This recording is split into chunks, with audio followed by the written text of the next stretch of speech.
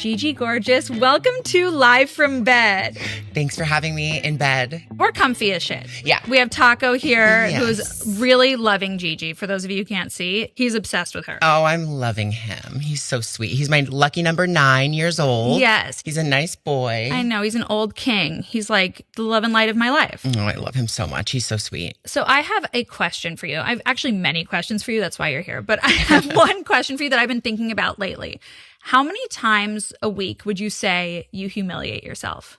Ooh, humiliate. Embarrass yourself. Probably once or twice a day. Yeah, me too. Yeah. I think that's healthy. I'm very self-deprecating. What do you mean? Are we talking like fart out loud? I mean, if that was in front of someone that you weren't comfortable farting out loud, you know what I mean? Then I would hold it in. But like, I don't know. I'm very not easily embarrassed. So I feel like, I mean, I'm very clumsy. So like a trip is like, you can't help that. Yeah. But I'm like, trips, like, come on. We all, you know. It can be embarrassing though. 100%. You know what I mean? 100%. And with the wrong audience. Honestly, maybe once a day, Yeah. I would say. How about you? I think once a day is healthy. I was actually keeping track the other day, and I was actually realizing how many things that I find embarrassing. I think my umbrella of embarrassing is larger than most. Okay. You know, like I think a lot of things are embarrassing. Oh, okay. I also speak for a living, so I'm constantly saying humiliating things. Okay, maybe that, yeah, the slip of the tongue is very much like, oh, well, I just let that out, so I can't get it back. Yeah, I guess maybe that's where I get embarrassed too. Do you ever, so you started this whole shebang in 2008. You started posting videos on YouTube.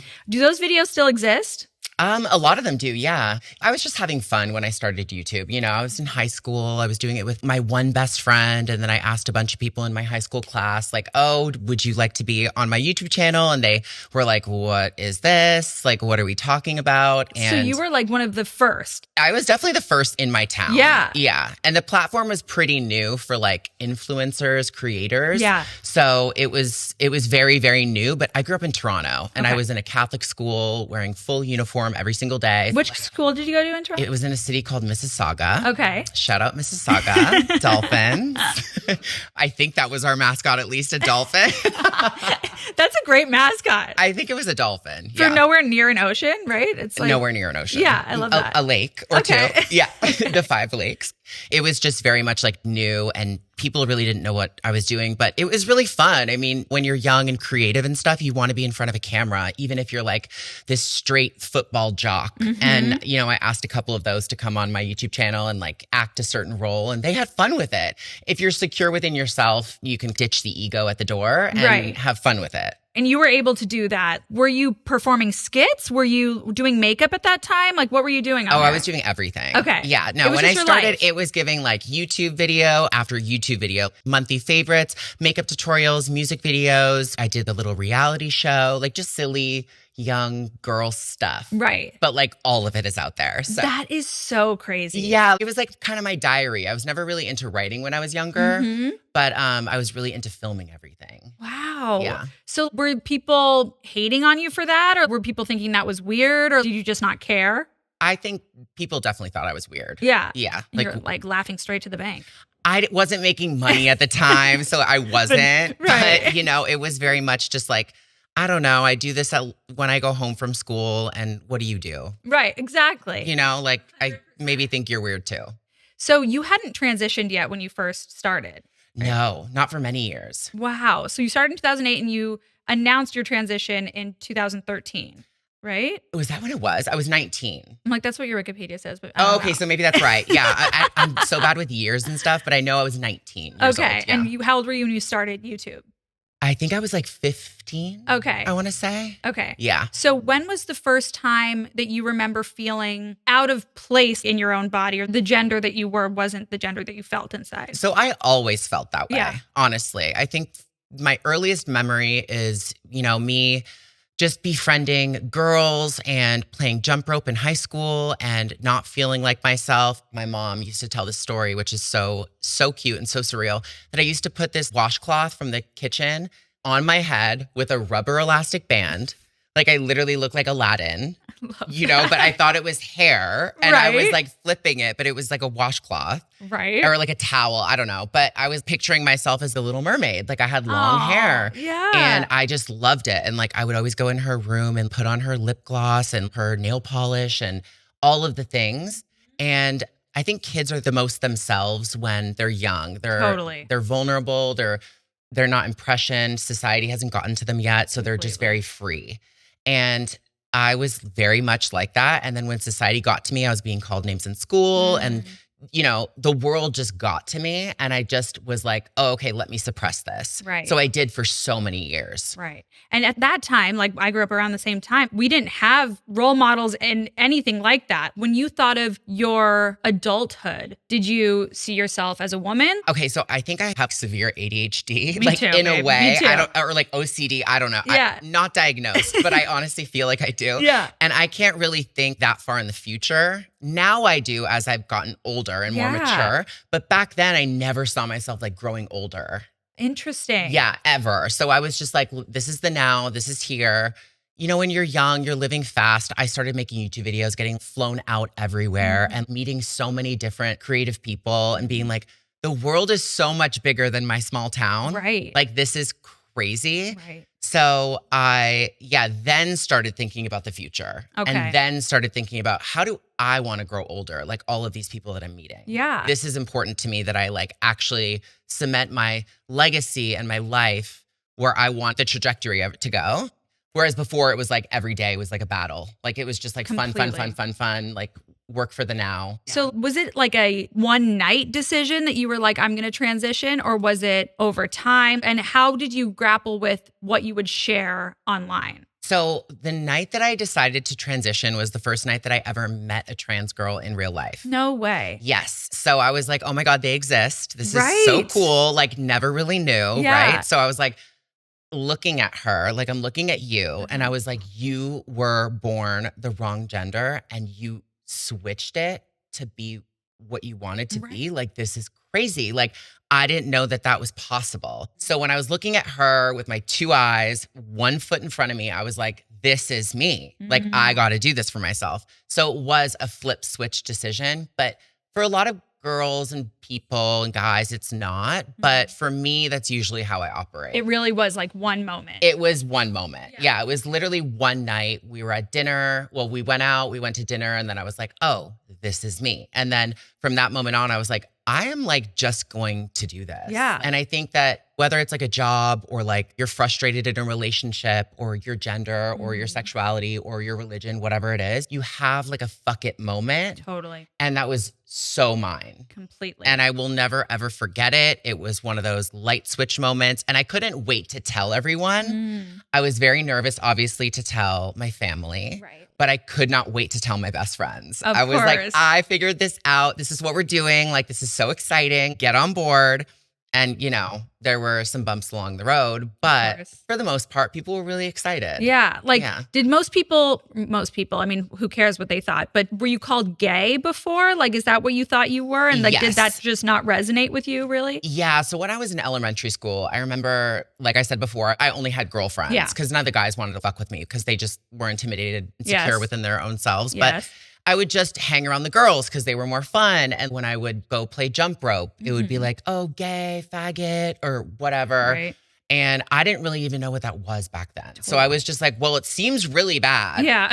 Like from the tone you guys are giving. Screaming like I'm reading the room, I'm reading the play yard, and it seems really bad. Like I don't want to be that.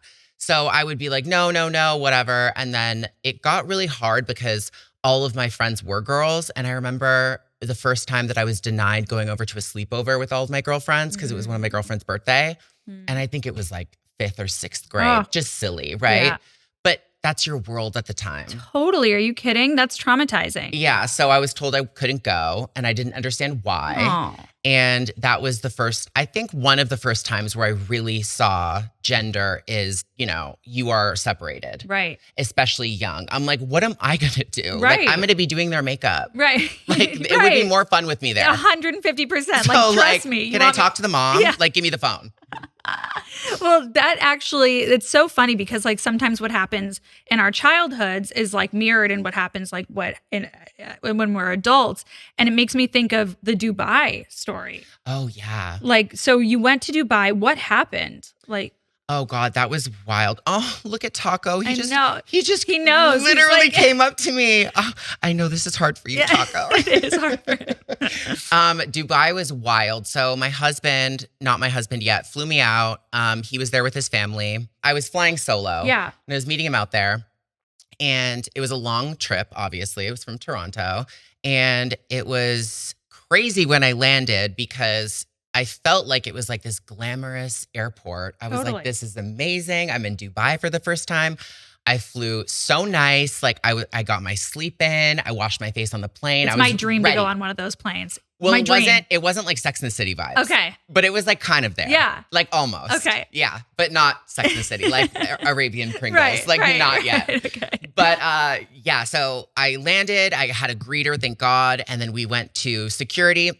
And the guy was just such an asshole. Like immediately. Like, you know when you get the vibe? Totally. Yeah. So I got the vibe and I was like, okay, I have a greeter. This is gonna be fine. So I kind of just like minded my business, didn't say anything, handed And your my husband passport was over. not, or your husband? I was solo. Okay. Yeah, I was solo. So I just had the greeter, thank God. Okay. Because if I was alone, I don't Oh know what my I would have God. done. Yeah. So he took his time, was talking a different language to all of his coworkers. It was very much like I was in the dark.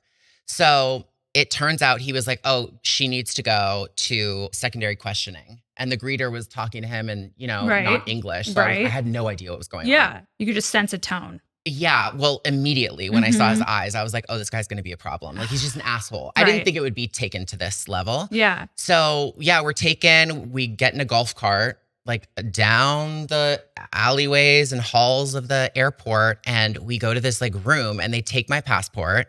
And I'm on the golf cart alone with my greeter. And he speaks perfect English as well. So he's like, okay, so I'm not going to let you go because like it's obviously escalating. And I'm going to be honest with you, it's getting a little dangerous. And I Oh was my like, God. okay. You're like terrified. Yeah. And I was on my phone texting my boyfriend at the time. Yeah. And I was like, I am not being let in. And they just took my passport. Like, I don't know what's going on. I don't understand what they're saying. Right. And then the greeter ended up telling me that the guy at the security knew who I was and he knew that I was trans. And at the time, I'm not sure of the law now there, but you can't be male and dress in female's clothing, like presenting as a female. Wow. Whereas my entire passport, everything was changed. Right. Gender, name, The whole everything. thing. So he targeted me Wow. and he made a scene about it. And the guy basically just let me know. And I'm, bawling Of at this point. Like, course. I'm like in shock. Yeah. I'm like, this is crazy. No, Like, that's traumatizing. yeah, I can't go in. I just flew here. Yeah. So they're like, you need to go back on the soonest flight. We have a hotel at the airport you can stay at. Like, we're going to book your flight. You won't get your passport back till you leave the next day. And I was just like, this is crazy. That is insane. Yeah. So then once I got the news of that, my boyfriend was obviously pissed. Yeah. And he was like, we're coming to him and his whole family. We're coming to the airport. We're going to buy a fake ticket to come inside the airport so we can stay with you at Yeah. the airport hotel. Oh, that's nice. And I was like, okay, well, I have 3 hours to kill because you guys are far from the airport. Right. So I was like, greeter, let's go to a restaurant. So we found this like sky high restaurant. I was like, I'm going to make the most of the situation because I was like, this fucking sucks. Right. That's insane. Like, It was wild. Yeah. So I was just like sitting there and the greeter knew somebody at the restaurant. It was closed. He opened it up. So it was just him and I. I had champagne. where I is was this just greeter today? chilling. I mean, I owe him my life. Oh my God. What a sweet soul. Yeah. Okay. So you had champagne and then your boyfriend and his family came? Yep, they came. We went to the hotel, which was like literally like 20 steps away. Yeah. And then news broke loose and it was wild. I had people from like TMZ calling me. I was Yeah. like, how is this like a thing already? Did you have to actually leave in the end? Yeah, I left the next day. Well, we went to Sweden. Oh, you're probably like, I want to get out of here at this point. Oh, yeah, I felt so unsafe. 100%. The greeter ended up telling me that if I were to step onto Dubai soil, they would have arrested me. And they were like, oh, no, she's fine. And then I was like, wait, but we just had 4 hours of a debacle. Right. Why do you want me back in? I can't imagine how traumatizing or triggering even like that must have been for you. Like just with the way you grew up and that sleepover experience, that's just like feeling like that times 10 all over again, especially once you've climbed the mountain, like your passport's changed, like you are a woman, like having your safety threatened like that was probably a sobering realization. It was very scary. Yeah. Yeah. It definitely was sobering for sure. When you get your hopes up so high for something and then like obviously you're going to be disappointed, but this was like a whole new level. I was 100%. like, wow, I can be arrested. I'm being detained because of who I am. And thank God I had a greeter. Thank God I had family on the other side, Yeah. you know, like to come and save me Totally. because God forbid You were by yourself. I went and they were like, you can come now, you can go through. Right. And I went, but the greeter hadn't have told me, Right. they're trying to arrest you if you go through. Like, oh my God. where would I have been now? Like 100%. if they were treating me that way at the airport, how would they have treated me in jail? That's disgusting. Like that is so awful. Have you been back since? I haven't. And it's funny because after, I mean, it made like worldwide news. It was like I'm the sure. craziest Yeah. thing. I thought this was going to be something that I wouldn't tell anybody because I was like, this is like Right. embarrassing. Of Like I felt course. shame Aw. behind it. But, you know, given my platform and stuff, I was like, I want to tell this story, but I just felt so small. Like I felt so belittled. I was like, this is crazy. Like, anyways, so they issued a letter to me and my team and were like, whenever she wants to come back, Dubai would love to show her the experience of a lifetime. She is welcome, open arms, basically. You're like, yeah. I was like, okay, if You're like, I'm I'm not getting good. paid $1 million to go back, Exactly. I'm probably not going back. I do think that it was situational, though. I think that the guy was just an asshole. I know a lot of my trans friends that go to Dubai and the UAE. Really? Yeah, like they are quite accepting. I think that I was just given, I don't know, a You're, like, bad targeted. security guard. Yeah. You know, you just have to watch yourself. So it's like a very like cautionary tale. Why do I feel like that security guard is like secretly a huge fan? You know what I mean? Like, or Well, I he feel knew like- who I was. That's what I'm saying. I feel like he's got something that he's hiding. Well, I just got off a 12-hour flight. So Yeah. I was like not being like, hey. Yeah. I was like, let me get through security. Right. Like I wasn't being myself. Right. So like you kind of have to have an eye, I would say. God. I mean, what a prick. Sorry. That's awful. That is so Yeah, that was awful. wild. That was a wild experience. Truly. People still ask me about that to this day, like in public. Yeah. I'm like, you remember the Dubai thing? It really impacted people. Because you can't believe it. Like, what year was that? I think it was like 2017. Yeah, like 2018. But that, like, because that's ridiculous. You just feel like you're entering a world that's 40 years behind. That would be the last thing I would expect. I would think like, oh, like my makeup in my bag looks like something suspicious or something. Right. You know, like that would be the last thing I'd ever think. And they're supposed to be the future. Right. As well. Yeah. That's so true. Yeah. Okay, so when you were transitioning, what was the first step you took aesthetically? Ooh, aesthetically. I actually, this is also a cautionary tale, guys, out there. I got my trachea shaved. I had like a little Adam's apple. Yeah. And I was still living in Toronto. So I Googled LA trachea shave. At least you knew to come to LA. Well, I was coming here a lot already. Yeah. So I was like, I know the hotel I'll stay at. I know the friend that's going to drive me. Okay. And I was like, let me just book this surgery. Yeah. No before and after. I did not do any research. Okay. And it's your voice. Right. It's your throat. Like Right. this could have gone very badly. So that was my first thing I did. And it went okay. It was a little scary. I write about it in my book. Yeah. Both of my books, actually, I write about it. Okay. And it just was a wild, reckless decision. But I don't know. I feel like I got lucky in that. And then I made the right decisions aesthetically after. Right. No, because of that. Evidently, you're gorgeous. So that does affect your voice? They can. So I think it's called larynx. Okay. It's like your throat. Yeah. Yeah. It's like a triangle of cartilage. And then it's like the Adam's apple that basically guards the vocal cords. So he just shaved down the cartilage on my Adam's apple. Right. But you can go deeper and Okay. like mess with the vocal cords. Oh, shit. And like tie them up. But it's so delicate. Yeah. And I've had trans girlfriends of mine tell me that they regret getting the vocal surgery. Yeah. And they just, it's, you sound different, of course, you know, Like how can immediately you not? after. Well, there's a lot of downtime. Okay. Because like once you're like sewn up and done, Yeah. I think that you have to stay silent for like a month or No longer. way. Yeah, because like 'Cause you if can it tear vibrate- it. Yeah. Like think about if we scream at a concert, we'll blow our voice out. Totally. Imagine having it cut and sewn. I mean, that would be so hard for me to stop yapping. Same. That would be the hardest part or like the scariest part of the whole thing for me. Yeah. So I took that into consideration. And he Yeah. was like, would you want to do the voice surgery for this much more? I was like, I don't know. Yeah. Like talking is like my life. 100%. And you know, like even if it wasn't my career, like talking is my life. Yeah. Like even in school, they're like, she Yes. talks too much. We got to get her out of detention. Like she won't stop talking. I'm like, I don't know what I would do. Like I would have to learn like Braille. Yeah, Or no, like a Morse code or Morse something. code, Yes, yeah. exactly. No, I think the girls that talk the most, are an incredible breed, if I do say so I think myself. so too. Yeah. I just love talking. My dad used to say, you just love the sound of your own voice. I love the sound of I my was own like, voice. well, you're not wrong. I know. And you got to marry someone that can tolerate the Because sound it's not going to stop. Because it does not stop. It Like, never will I stop. do not stop talking, truly, my poor husband. Okay, so like, I feel like you are a professional in face just because with makeup and, what you've done to transition. Oh, yeah. When I was doing my makeup today, I literally almost took it all off and like started over because I was so nervous for you to come here. I was like, she's going to think I'm horrible. No, not at all. No, you do the clean girl aesthetic very well. But now I'm like dry here. Like I need so many tips from Dry? you. You're like dewy No, oh and my God. gorge. God bless you. I'm dry. But you know what? I was watching some documentary about Caitlyn Jenner and she was saying that there's like something about the male to female face, like Oh, here. the brow bone. Yeah, what is that? So they call it the caveman brow.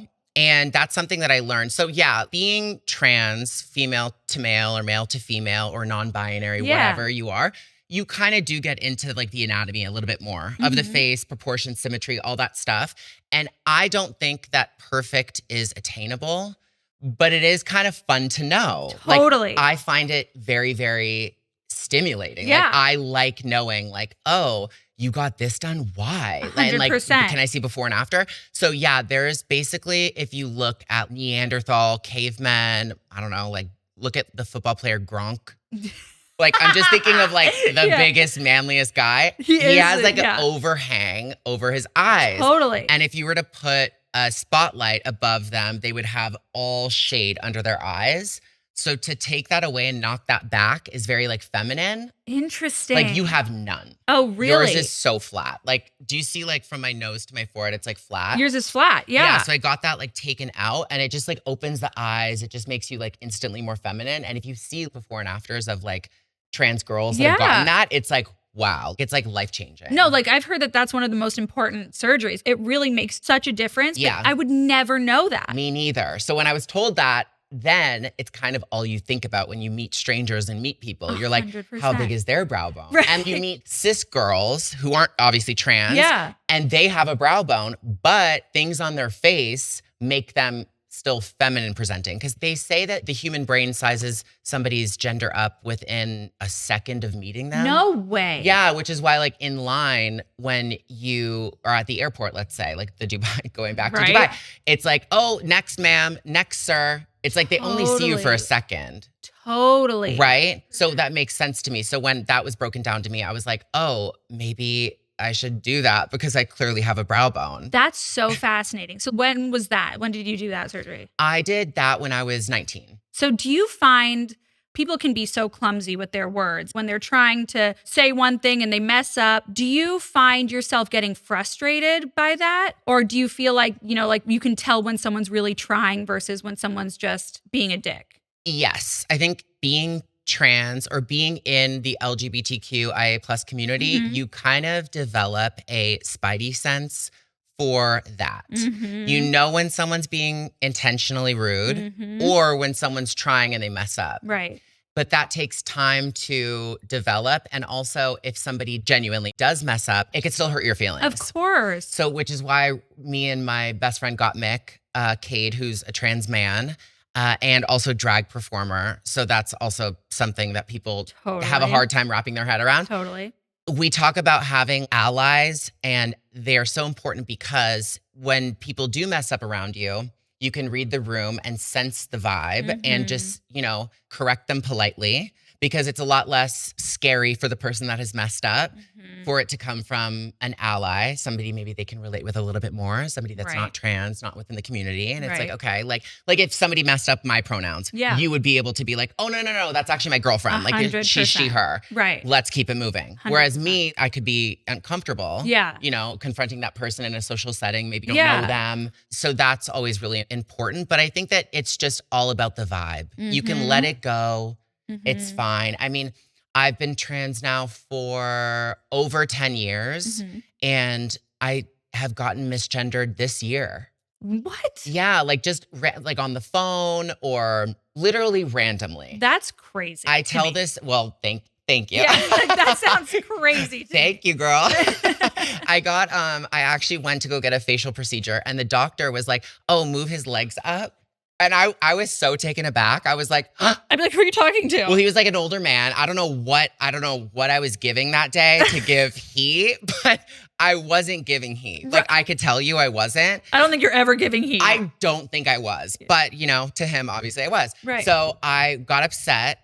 Not too upset, but then I kind of like laughed it off. I was like, that hasn't happened in a while. Maybe his sight is gone. Like maybe he's like seeing it going. I hope not, because he was working on my face. That's true. He was in Orange County. So I think he was just like not, I don't know. Fair. I don't know. Sometimes if you think about it too much too, when you're talking to somebody, the wrong thing will come out. Totally. Do you know what I mean? Totally. It's like word vomit. You're like, oh, didn't mean to say that, but I was just like thinking about it. Completely. So how has your relationship with yourself before you transitioned evolved over time? Was there a time where you did not want that person mentioned or the name mentioned? And how do you feel about that today? It's definitely grown. It's evolved. I used to joke that my old name, Gregory Gorgeous, was what I first started as.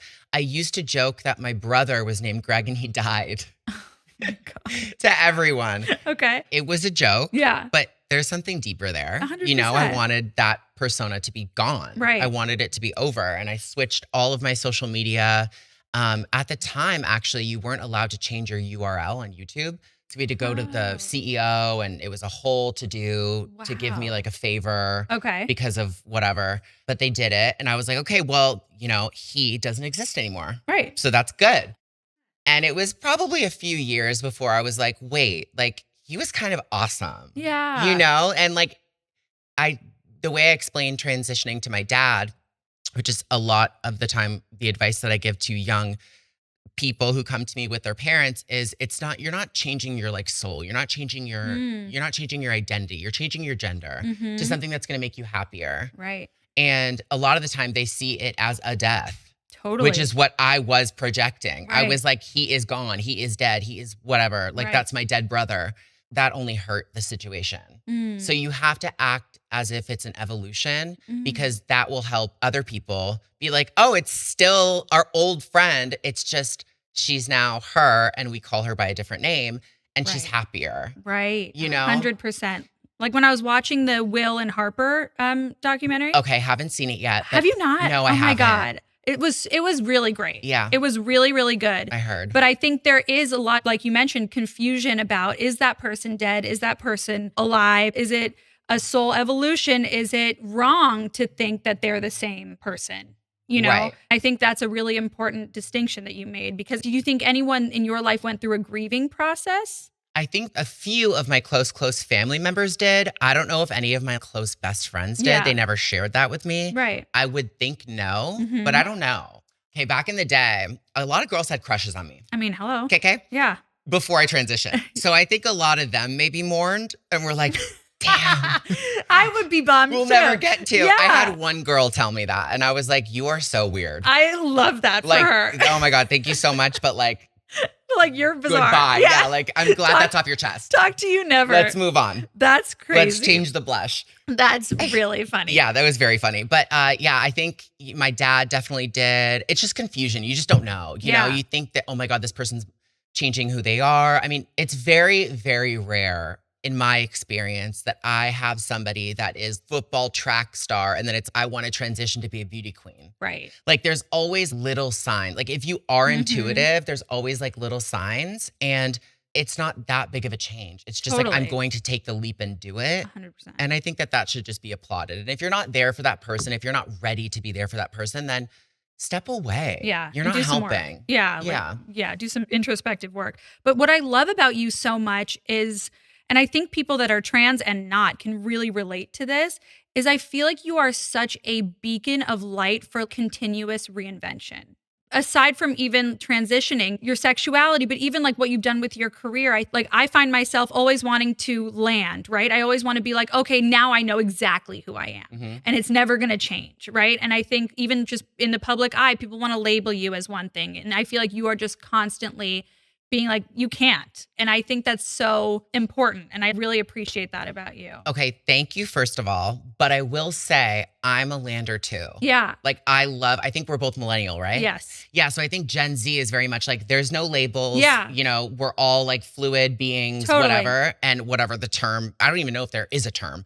But I was always a lander too, Yeah. which is why I would always come out. Like I was like, Right. I am gay, I am trans, I am a lesbian, I am pansexual, I am whatever, all of these things, because I always wanted to categorize what I was. I always wanted to stamp it. Mhm. But I think in that there is a fear because you are kind of limiting yourself. Mhm. And I think we all get, I mean, let's be real. I feel like there isn't anybody in this world in their lifetime that is fully straight or fully gay. I totally agree with you. I think, you know, people are fluid beings. Maybe you are right now. Mhm. Maybe, you know, you're a guy and you are very into women. Totally. I think in your lifetime, if you do live enough, Mhm. I think that you will see something in a guy or I completely whatever. agree. You know, you will broaden your horizons. Yeah. I truly believe that. No, me too. And some people experience it a lot faster Mhm. and quicker. And I think in this industry, you are exposed to so many different kinds of people and environments. Yeah. And where a lot of people, you know, they work 9 to 5. Like Yeah. they're just really not experiencing that. They may be too scared to do that. I just think it is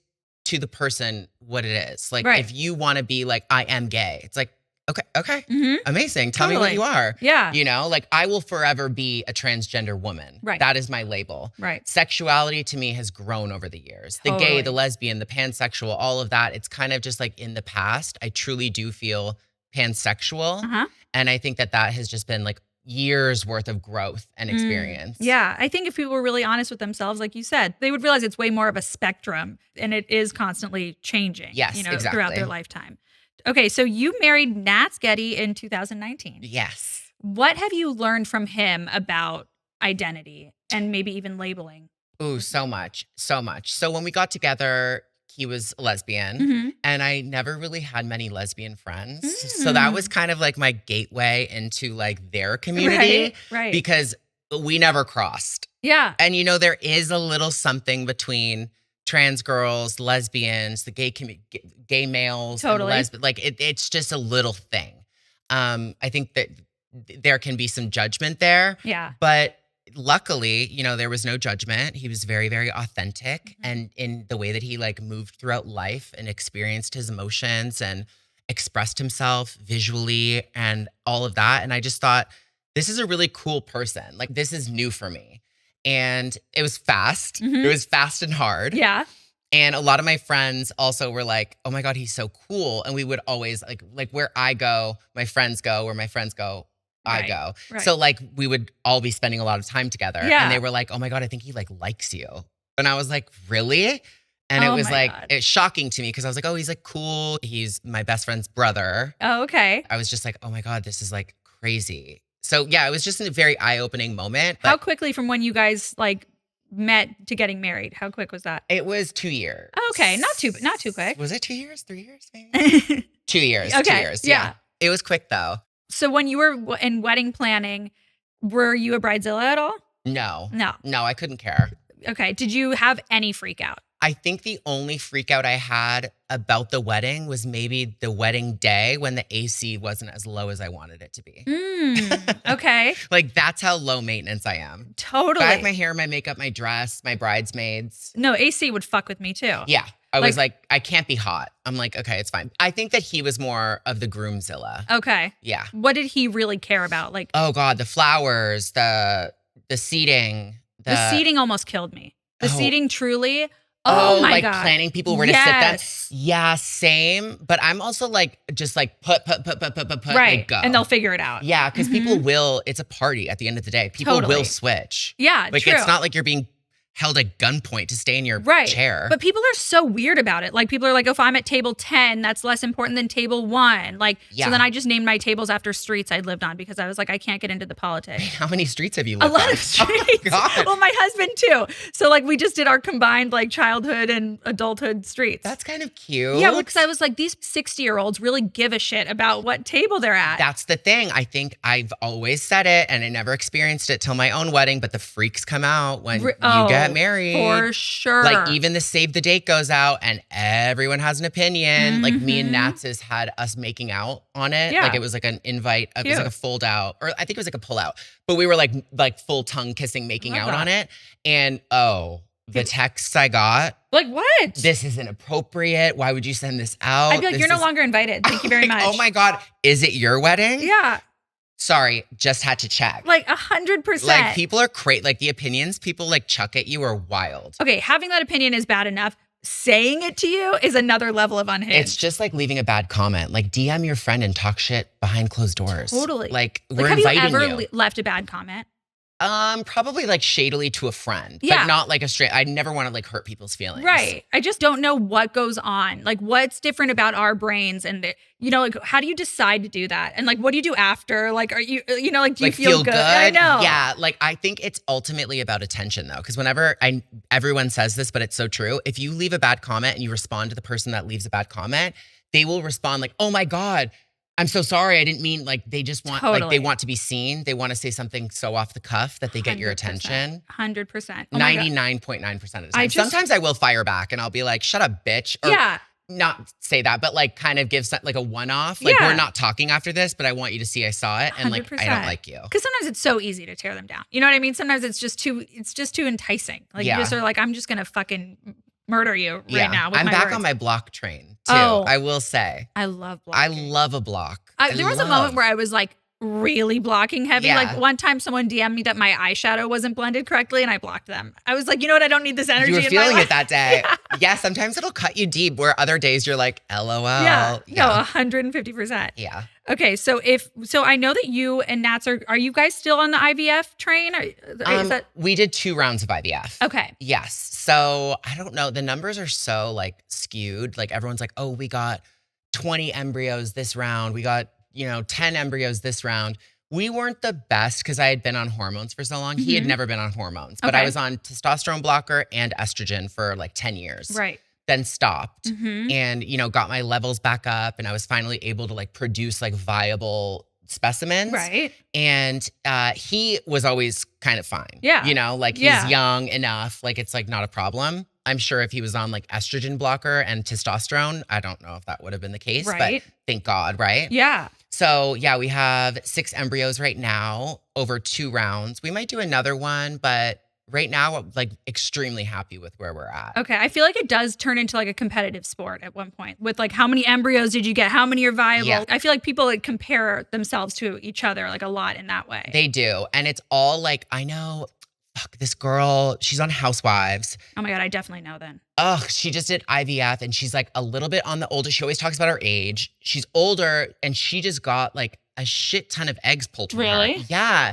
And older, meaning, I don't know when like the cutoff is. Everyone's like, oh, the days are ticking. And they're like 32. They call us geriatric at like fucking, I know. Geriatric, yeah. I'm like, you're, I think, fine. I know. But like also wouldn't know. Yeah. But I think she's like maybe 50. Okay. Maybe a little bit younger. Okay. But yeah, she was like, they're really worried about my levels and all that. And she was successful. So I think it's just like, it's a luck thing. Or like, and it's also so expensive, oh so my time God. consuming, so body mutilating. Like the needles, like what the people with the eggs have to go through is so beyond. Like completely. I'm so happy that I didn't have to do that. I would have, but like I'm like my hat's off to my husband because it was multiple times a day, needles in the stomach. Right. And then you have to go do a meeting or like, you know what I mean? Like it was like every day. Right. Yeah. And then you just have to like go about life as if it's totally normal. And by the way, your hormones are being rocked. And you're bloated. You don't Yeah. feel cute. You're Totally. bruised on your stomach. I know people that have done like 7 rounds of IVF. Jesus. And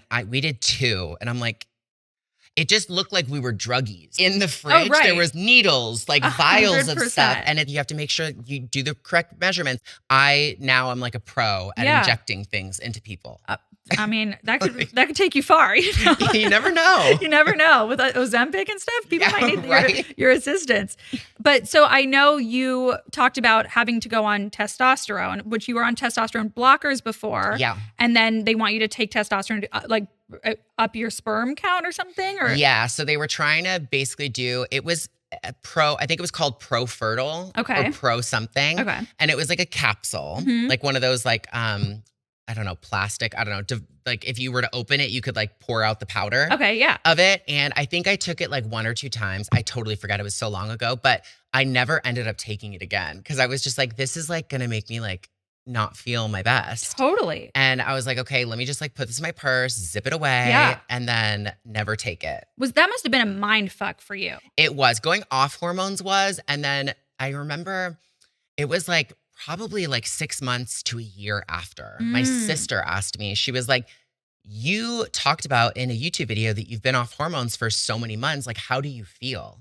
And I was like, honestly, I kind of feel the same. Totally. I think your body has to plateau. Right. Like just with anything. Like I was doing like an unregulated amount. Like I was like on obviously testosterone blockers and estrogen shots and pills and creams and all that stuff. But at the end of the day, if I felt some way, I would just take a pill and I would, like, Totally. like not self-medicate. Right. Because I had the medicine. 100%. But it wasn't like I would wait the week. 100%. I think you a know lot what of I people mean? can relate to that. Yeah. Yes. It's just like, no, I think I need it right now. Yes. So when I was off it all, I was like, oh, I feel like this is so weird because I don't have this like thing that I'm going to. I don't have like, I can't do this because obviously the doctors are going to see it in my sperm. Right. And I'm going to be like clocked. Right. They're going to be like, girl, you are obviously still on estrogen. So yeah, I guess your body acclimates. That's so interesting. Yeah. I feel like there's so much that you learn throughout your life's process. It's so great that you wrote a book. I would not know where to begin. I feel like you're such a gift in that way because like, I feel like there are people that are so lost. Like people from Milwaukee that are like, what do I do? And, I have no one to look up to or like whose path they can even reference. Yeah. Right. I get that for sure. Yeah.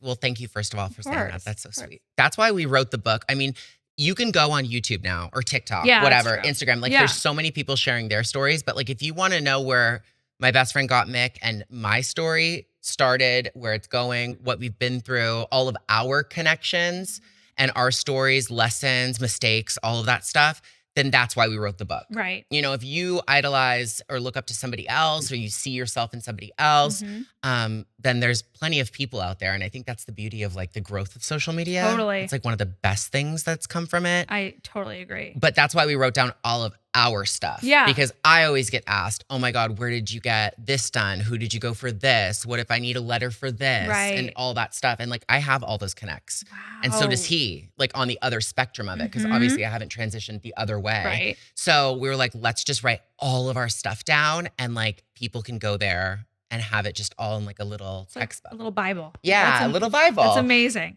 So with the testosterone, did your doctor understand your situation? Did they understand why you didn't want to take that? Or did you not tell them? I didn't tell them. Yeah, I wouldn't either. No, I didn't tell them. So we went years and years ago. Basically, it was like the communication lines were very blurred. I talk about this in a YouTube video. I think it's called My Sperm Bank Experience, if I'm not mistaken, story time. And I think that's actually like the title. I'm like, I think. No, I love that. And we never went back. So we like started the process, never went back because I was like, I'm so uncomfortable. Yeah. And then I think it was like 3 or something years later where we were like, let's just do this full force. Okay. We talked to the doctor again. She's like, you guys are in good hands. Like, don't worry about a thing. Like, you guys are covered. We know the situation of both of you. And it was amazing. Yeah. That's very so pricey great. Beverly Hills prices, Yeah. but still like very comfortable. Totally. Is having kids something that you always thought you would do? I think so. I go back and forth. I like don't really know. I feel like I've blocked out so much of like my childhood and stuff. Of like, did I always want to get married? Did I always want kids? I'm like, I don't know. It's hard for me to remember my childhood, honestly. Right? Yeah. When people are like, oh my God, I was 3 and I remember, I'm like, what? Oh my God. I don't even know what's my memory versus like what I've just seen videos or pictures of. You know what I mean? Right. You're like rewriting history because you've been told something. 100%. Like, what's the real truth? I think it's for us traumatized cuties. It's a little harder for us to remember. Yeah, honestly, it's probably a bunch of shit. Yeah. I feel like there's years I don't remember. I don't know. I feel like I always wanted kids. Like when my younger brother, we're only 2 years apart. Yeah. But he was young and I used to like tuck him into bed and like just not pretend to be his mom, but like it would be like the afternoon and I would like tuck him in and he would be like, it's not like I'm not going to bed. And I'd be like, no, go to bed. Oh my God. I don't know if it was like a control thing or he's like my real life doll. By the way, that's my favorite game. Go to bed. Go to bed. Yeah. Go to bed. I love that. So yeah, I don't know. But I think marriage was, something I always wanted. I just never really thought about it. I Yeah. had other things I was worried about. Totally. And then you meet the right person and you're like, oh, no, I need to marry you. Yeah, exactly. I Yeah. think that's how it happens for a lot of people. I was never one of the little girls that was like, oh, my wedding dress. This is the song. Like, no. I wasn't really either, to Really? be honest. And even when I was picking my wedding dress, I was like, I don't feel like, I don't know. I wear like jeans a lot. I was like, I just feel like kind of weird. Like you should be more excited than you are. Yeah. That's how I felt too. Right? Because you kind of have to like trick your brain. Like, what will get me excited about this? Yeah. And I kept having to be like, this is your wedding Yeah, dress. it's not the dress. It's something. Yes. It's, yeah. And then I ended up wearing a completely sheer wedding dress because I was like, I can't find anything like that I like. Love. You know? I haven't seen it. Are there sleeves? No, there were no sleeves. You could see a brief underneath. But it was Cute. kind of like tulle wrap. It was cute. Like, I want not the anti-wedding dress. I just never saw anyone else's wedding dress that I like saw myself in. So I kind of just had to like reinvent it a little bit. But wedding dress shopping, God, that'll just really Yeah, you kind of have to like choose your own adventure when it comes to that kind of thing. completely. Okay, so I want to ask you a couple funny questions. Yeah. If you could only communicate using one emoji for the rest of your life, what would it be? Ooh, easy. I would do the pink emoji with the sparkles on it. Oh, cute. I love her. Yeah, Paris Hilton, when she doesn't want to say anything, she just goes, loves it. Yeah. That's what I do. Okay. When I don't want to respond, but I have to, I'll just blast them with hearts. Yes. That's better than the liking it or loving it. Oh, that's so passive aggressive, people but I do that find to- myself doing Me that. too. It's so bad. Even on a one-on-one conversation, I'll just like it. And I'm like, know. do they think I'm a bitch? Well, because sometimes I'm like, here, let me give you a crumb. You know what I mean? I'm not even trying to be a bitch, but I'm just like, I don't know what to say, but I don't want to just leave you on red. Right. So Because then it's like, did she get it? Right. And it's better than yeah or okay. Yeah. Or like, ha ha ha, okay. Like, then it's like, oh, this fake bitch. Right. 100%. Okay. But I like liking is like very concise. Yeah. Like, I feel old when I do it. I know. Like, I was like, it's almost like the dad. Right. But like on DM, when someone likes my thing and is kind of like, okay, see yourself out, I'm like crushed. It Yeah. hurts me. Yeah. Yeah. I think mine would be that one with the weird squiggly mouth. Yes. I me. always do that when I feel, me and my sister use that all Really? the time. Yes. That's me. I find it so hard to find. Yeah. Whenever I'm scrolling, It I'm like, is. is it further back? No, Is it he's in the middle? mysterious. Yeah. Yeah. That one is just very like, Yeah. Like, that was weird. And I feel like that 99% of the time. I do too. Okay, if your sense of humor were a flavor, what would it taste like? I think honestly, first thing that comes to my mind, those jelly beans that are a bunch of different flavors. Some are like puke, some are cherry. They're Bernie Bott's. I just bought those for my nieces and nephews. Oh, really? Yes, they're disgusting. Yeah, kind of that. Because I can go dirty, I can go cute. You just I can don't know go what you're gonna crazy. get. Yeah, never know what you're gonna get. Okay, I would like say. it. I think mine would be like, she's like a little salty, but Salty meaning like what's it called? Petty? no, like just like I can be really self-deprecating, like kind of sarcastic. Same, you same. know? So it's like a salty, then maybe something that turns sweet, like a salty sweet moment. Oh, like a Sour Patch Kid. yeah, Salty than yeah, sweet. you know? Or like sour than sweet. Oh yeah, sour. Yeah, not salty. But maybe a little sour than sweet. Sour Patch vibes. Okay. You know? I would agree with that. I think that's like me. Best kind. Yeah, you know?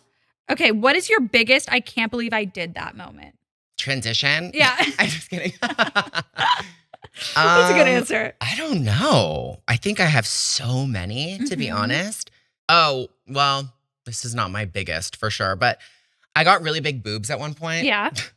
They were like 650 cc's. So yeah, explain CCs to me because I just actually realized I'm so sorry. I did not wear a bra today and I completely forgot. Neither did I. But I'm like a small titty hoe, so that it just like looks like terrible. Not at You know? all. Okay, not at all, No, first of all. but I'm like, look, watch me just sink into this couch. Not But at all. Yeah. So how did you decide what size boobs you'd get? Well, I got what the doctor recommended the first time. The second time, he was like, oh, you want to be a playmate. You want to be, like a Playboy centerfold, whatever. Okay. And I was like, okay. And then I woke up and I was like, oh my God. And I Yeah. looked back on photos and they were like 3 times the size they are now. And And I was that like takes walking around with those. That takes a lot of getting used to. Yeah. Oh, sleeping with them? Yeah. Wild stuff. 'Cause So when- yeah, that was like an oh my God. And then you got them smaller. Yeah. Okay. Yeah. When did you do that?